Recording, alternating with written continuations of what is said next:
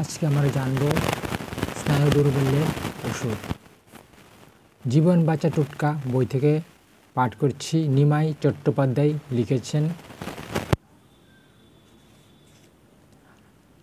স্নায়ু দুর্বলে তেঁতুল বিচির শ্বাসের হালুয়া খাওয়ালে হয়। এমন খাওয়া লাগবে যা হজম হয়, হজম না হলে কিছুই সাহায্য করবে না। কলা খাস না, মধু খাস না। আলোচনা প্রসঙ্গে 1283।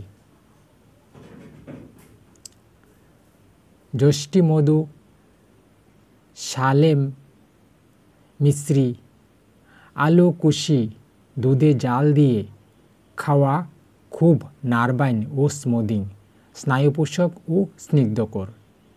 আলোচনা প্রসঙ্গে 28/4/58।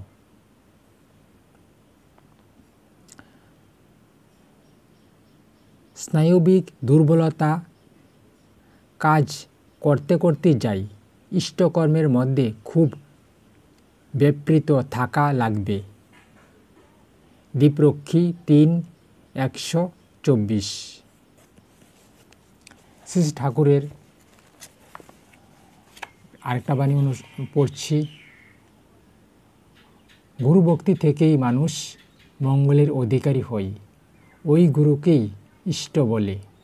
ইষ্ট মানে মঙ্গল, অর্থাৎ গুরুকে অনুসরণ করলেই মানুষের মঙ্গল আসে।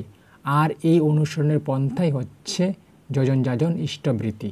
শ্রী ঠাকুর। আমরা অনেক সময় ইষ্টবৃত্তি কেন করি সকলে জানে না, বা দীক্ষা নিয়েও আমরা সবাই করি না, কিন্তু